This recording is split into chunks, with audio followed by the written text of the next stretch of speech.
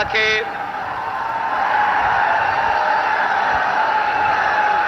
भदोई लोकसभा के हमारे प्रत्याशी इंडिया गठबंधन के समर्थन से लड़ रहे ललतेजपति त्रिपाठी जी और यहां से रहे सांसद और बगल की लोकसभा के समाजवादी पार्टी और इंडिया गठबंधन के प्रत्याशी रमेश बिंद जी और देश के प्रधान सांसद जी के खिलाफ लड़ने वाले बनारस से कांग्रेस पार्टी के प्रदेश के अध्यक्ष जो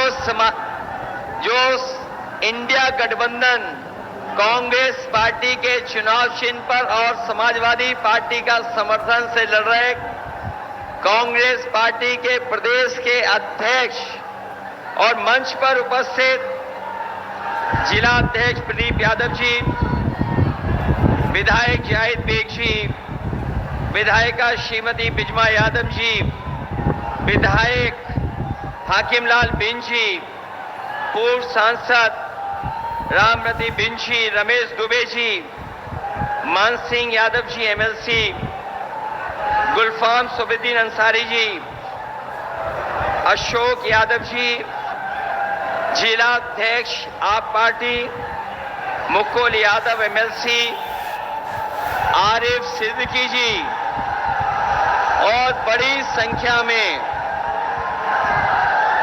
Congress party, Samajwadi party, TMC के सभी पदाधिकारी, नेता और टीएमसी पार्टी की बंगाल से आई राज्यसभा में सांसद श्री सुष्मिता देव जी और यहां पर उपस्थित इस चुनावी जनसभा में हमारे आदरणीय बुजुर्ग किसान भाई, बड़ी संख्या में नौजवान साथी, माताएं, बहनें और पत्रकार बंधुओं, मैं सबसे पहले चुनावी जनसभा में उपस्थित आप सबका बहुत बहुत धन्यवाद और आभार प्रकट करना चाहता हूं।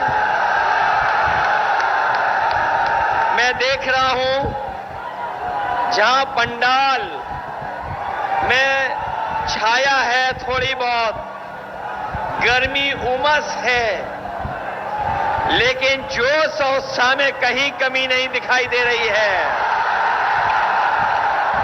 जहां पंडाल भरा दिखाई दे रहा है, वहीं पंडाल के बाहर जहां धूप है, गर्मी है, सीधा सूरज और चेहरे पर गर्मी ला रहा है। मैं देख रहा हूं चारों तरफ ऐतिहासिक कार्यक्रम हो रहा है। ये जो जन समर्थन, उत्साह और जोश न केवल ललतेज त्रिपाठी जी को जिताने जा रहा है,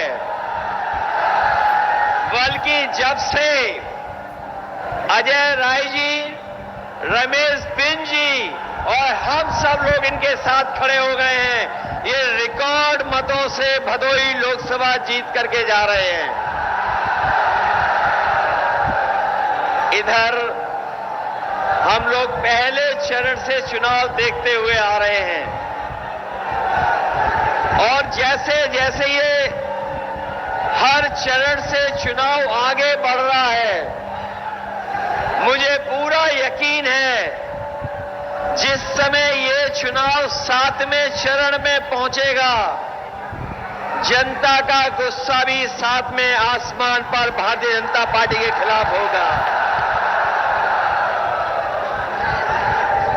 ये भारतीय जनता पार्टी के लोग जो लूट और झूठ पर भरोसा करते हैं,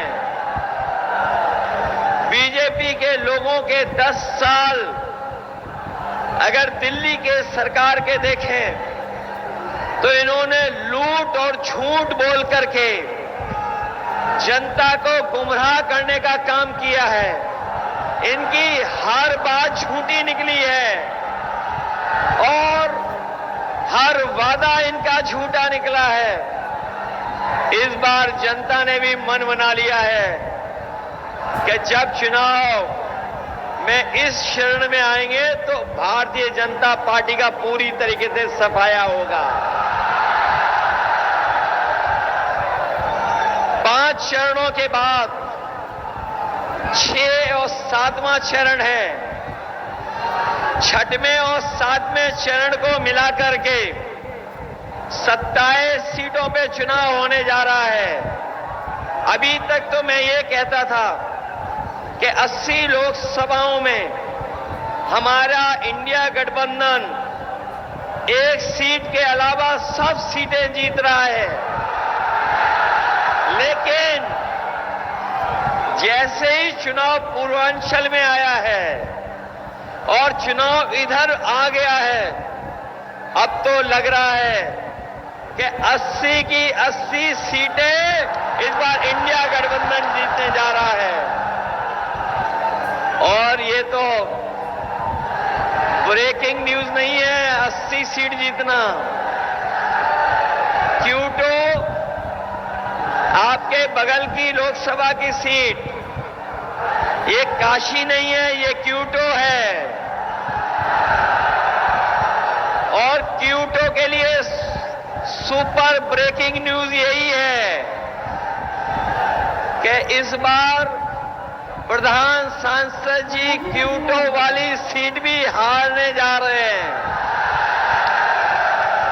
अब वो चाहे दिन में आए, रात में रुके, लेकिन क्यूटो की जनता का गुस्सा का सामना नहीं कर पाएंगे। और ये 80 सीट क्यूटो वाली सीट इसलिए भी हार रहे हैं कि पत्रकार साथी हो सकता है उनसे पूछें कि कैसे हार जाएंगे। अगर मैं बता दूं तो केवल रणनीति बना लेंगे ये लोग, लेकिन मैं केवल हिंट देना चाहता हूं कि अब उनके ही अपने लोग पराये हो गए, इसलिए क्यूटो भी हारने जा रहे हैं।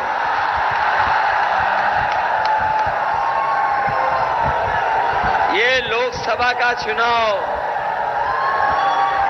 जहां बदलाव का चुनाव है, वहीं हमारे साथी जानते होंगे कि जिस तरीके से कभी समुद्र मंथन हुआ था, उसी तरीके से संविधान मंथन होने जा रहा है।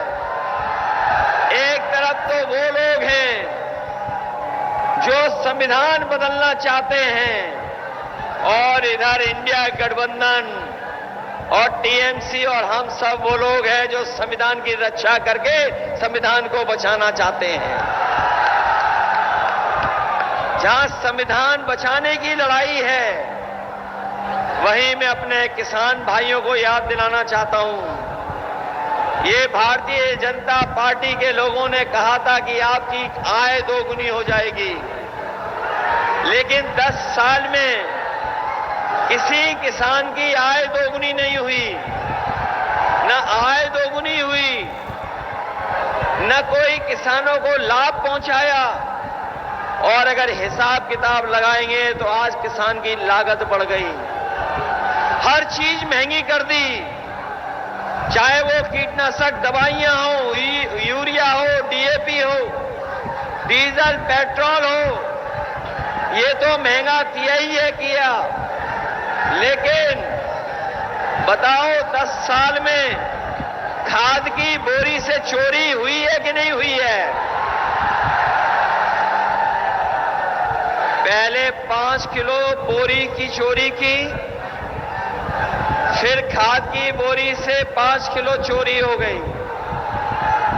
बताओ कितने किलो चोरी हुई है खाद की बोरी से? जब मैं चोरी के बारे में सोचता हूं तो मुझे याद आता है पार्ले जी का बिस्किट का पैकेट। हमारे साथियों ने देखा होगा, बाजार में बताओ पहले कितना बड़ा आता था बिस्किट पैकेट, और जैसे जैसे महंगाई बढ़ी उन्होंने मुनाफा कमाया। बताओ पैकेट कितने बिस्किट का हो गया? 5 का हो गया कि नहीं हो गया? ये बीजेपी वाले आ गए तो इतनी महंगाई बढ़ाएंगे कि आपको पार्ले जी का बिस्किट पैकेट भी 1 बिस्किट का मिलेगा। इसलिए सावधान हो कि नहीं हो सावधान। डीजल पेट्रोल जहां महंगा हुआ है, वहीं बताओ 10 साल में आपकी मोटरसाइकिल कितनी महंगी हो गई। पहले कितने रुपए की आती थी और आज कितने रुपए की आ रही है? 1 लाख की हो गई क्या? 1 लाख की।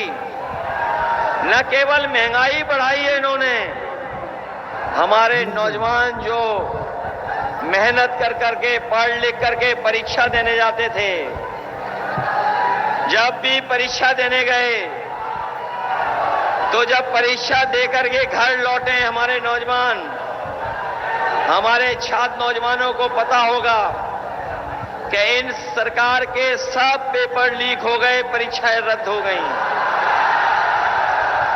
और कोई एक परीक्षा रद्द नहीं हुई है, 10 से ज्यादा परीक्षाएं रद्द हुई हैं।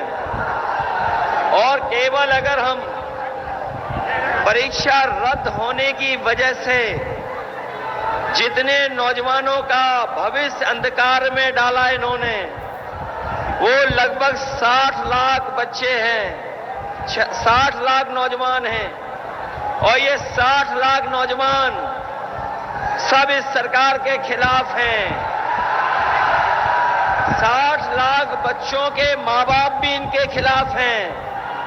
तो सोचिए अगर 60 लाख खिलाफ हैं और उनके मां बाप को भी जोड़ दें, एक परिवार से 3 लोग सरकार के खिलाफ हैं, तो अगर 60 का गुणा हम कर देंगे 3 में, तो बताओ 1 करोड़ 80 लाख लोग इनके खिलाफ है कि नहीं है? और यही 1 करोड़ 80 लाख अगर 80 लोकसभाओं का भाग दे दोगे तो हर लोकसभा से 2,25,000 वोट कम हो गया बीजेपी का। बताओ कैसे मुकाबला करेंगे? केवल वोट कम नहीं हुआ है, जिन जिन लोगों ने वैक्सीन लगवाई है उनकी जान भी खतरे में है। और जब से ये खुलासा हुआ है कि वैक्सीन जिन जिन के लगी है उनकी जान, उनको बीमारी और दिल की बीमारी भी ज्यादा होगी, तब से दिल्ली वालों ने जो वैक्सीन का सर्टिफिकेट था उससे अपनी फोटो गायब कर दी है। और जब वैक्सीन लगवाने वाले अपना सर्टिफिकेट देख करके जाएंगे तो बताओ जिन्होंने जबरदस्ती वैक्सीन लगवाई वो गायब हो जाएंगे कि नहीं गायब होंगे? हम तो बच गए, हमने नहीं वैक्सीन लगवाई। कोई और भी है जिसने वैक्सीन नहीं लगवाई? कुछ तो हमारी वजह से हाथ उठा रहे हैं, वैक्सीन लग चुकी है आपको। और ये हमारे जितने कर्मचारी और पुलिस के भाई लोग खड़े हैं, इनको तो सबको जबरदस्ती वैक्सीन लगवाई गई है। ये लगाना नहीं चाहते थे, फिर भी इनके लगवा दी। बताओ वैक्सीन कंपनी वालों से बीजेपी ने चंदा वसूल लिया कि नहीं वसूला? इन्होंने चंदा केवल वैक्सीन वाली कंपनी से नहीं, देश के बड़े बड़े लोगों से चंदा वसूला है। जो लोग दूसरों को भ्रष्टाचारी कहते थे, बताओ इलेक्टोरल बॉन्ड से उन्होंने चंदा वसूला कि नहीं वसूला? और जब से इलेक्टोरल बॉन्ड की जानकारी जनता को हो गई है, जनता भी पूरी तैयारी से भारतीय जनता पार्टी का बैंड बजाने के लिए हजारों करोड़ रुपए लिए इन्होंने चंदा में। और चंदे की वजह से ही महंगाई है। जहां इन्होंने भ्रष्टाचार किया वहीं चंदे की वजह से महंगाई भी बढ़ी है। इसलिए हम साथियों आपसे निवेदन करने आए हैं ये चुनाव देश का सबसे बड़ा चुनाव होने जा रहा है। ये केवल हमारे आपके भविष्य का चुनाव तो है ही, लेकिन आने वाले पीढ़ी के भविष्य का भी चुनाव है। ये बीजेपी के लोग जो नारा देते थे 400 पार, याद है आपको? बीजेपी के लोग क्या नारा देते थे? 400 पार। बताओ 400 पार वाले, इस बार 400 पार वाले बताओ 400 हार रहे हैं कि नहीं हार रहे हैं? और हम लोगों को तो गिनती बाद में समझ में आई। ये 400 पार का नारा क्यों दे रहे थे? ये इसलिए दे रहे थे, हमें और आपको बाद में समझ में आया कि लोकसभा की कुल मिलाकर के सीटें कितनी हैं? 543। जो कुल सीटें लोकसभा में हैं वो है 543। और बीजेपी अगर ये नारा दे रही है 400 पार जीतेंगे, तो बताओ कितनी सीटें जीतेंगे? 143। लेकिन देश की 140 करोड़ जनता इस बार इन्हें 140 सीटों के लिए भी तरसा देगी। इसलिए हम आपसे विशेष निवेदन करने आए हैं। हमें भदोही की जनता पर बहुत भरोसा है। ये मैं इसलिए कह रहा हूं कि भदोही की जनता और भदाई के लोग जितना समाजवादी पार्टी पे भरोसा करते रहे हैं, उससे ज्यादा हमारी जनता ने भी भरोसा रखा है समाजवादियों पर। ये जब गठबंधन बन रहा था, आपको याद होगा, जब गठबंधन बन रहा था तो आप में से बहुत सारे लोग चाहते थे कि गठबंधन बने, क्योंकि सबको ये लगता था कि बीजेपी का और एनडीए का मुकाबला तभी होगा जब देश के स्तर पर एक बड़ा गठबंधन बन जाए। कई साथी हमें सामने बोलते थे, कई साथी बोलते नहीं थे लेकिन कहते थे कि कोई न कोई गठबंधन बन जाए। और जब गठबंधन बनाने की शुरुआत हुई तो समाजवादियों ने सबसे बड़ी भूमिका निभा करके हम लोगों ने समझौता करने का काम किया। और हम लोगों ने यहां पर हमारे प्रदेश अध्यक्ष कांग्रेस के भी हैं, हम लोगों ने बड़ा दिल कर करके उन्हें भी साथ ला करके और बड़ी से बड़ी जिम्मेदार सीटें कांग्रेस पार्टी के साथ भी जोड़ दी।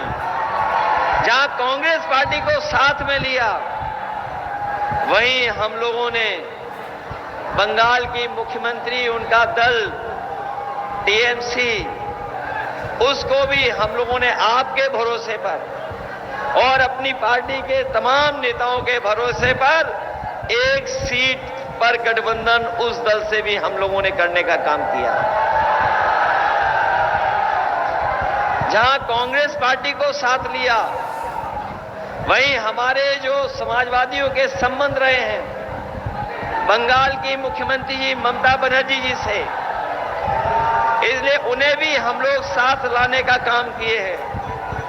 जिस तरह आप दाना बाना बुनते हो, जिस तरीके से आप दरी में, कारपेट में तारा बाना बुनते हो, उसी तरीके से समाजवादियों ने कांग्रेस से भी और टीएमसी से भी अपना एक रिश्ता बना करके गठबंधन बनाने का काम किया है। क्योंकि हम सब लोग मिलकर के बीजेपी के लोगों का मुकाबला करना चाहते हैं। इसलिए आपके बीच में टीएमसी और इंडिया गठबंधन के प्रत्याशी ललतेजपति त्रिपाठी जी हैं और उनका चुनाव चिन्ह तो भूलते तो नहीं हो, चुनाव चिन्ह इनका चुनाव चिन्ह क्या है ये बताइए आप लोग। आपको याद है कि नहीं याद है? यही है ना चुनाव चिन्ह? भूल तो नहीं जाओगे? जाना साइकिल से, लेकिन बटन कौन सी दबाओगे आप? किस नंबर पे है बटन इनकी? 7 नंबर पर। ये 7 नंबर वाला बटन मत भूलना। ये जो 7 नंबर होता है बहुत महत्वपूर्ण नंबर है। 7 फेरे के बाद पक्का रिश्ता हो जाता है।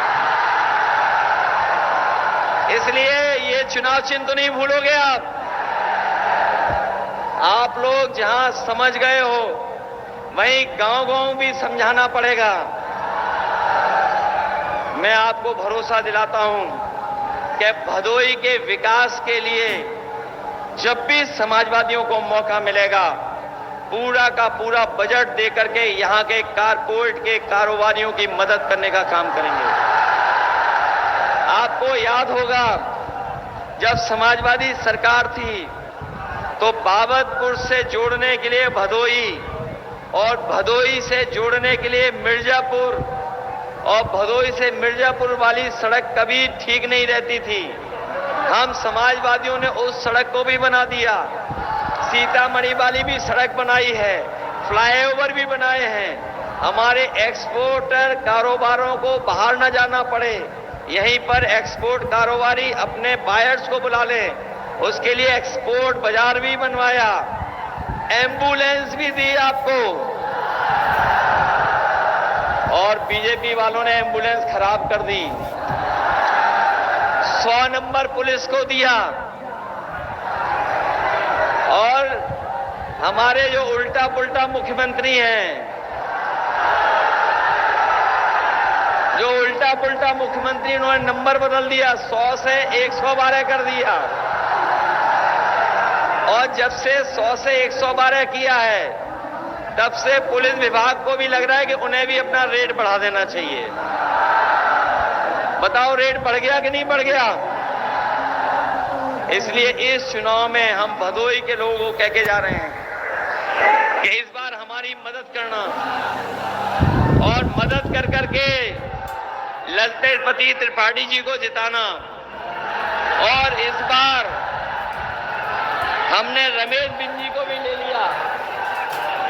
इन्हें तो पहचानते होंगे। ये अलग बात है, ये दूसरे दल में थे।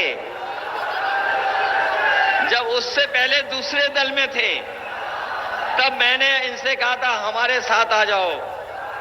तब परिस्थितियां नहीं बनी, लेकिन अब इन्हें बुला करके हमने इन्हें भी बगल की लोकसभा से लड़ा दिया है। बताओ रमेश बिंद जी के सारे इनकी भी मदद करोगे, ललतेश जी की? और हमारी पार्टी के इलाहाबाद के और आपके भदोई के लोग सब मदद कर रहे हैं, सब सहयोग कर रहे हैं। और अभी जब मैं फूलपुर गया था, जो फूलपुर की रैली हुई थी,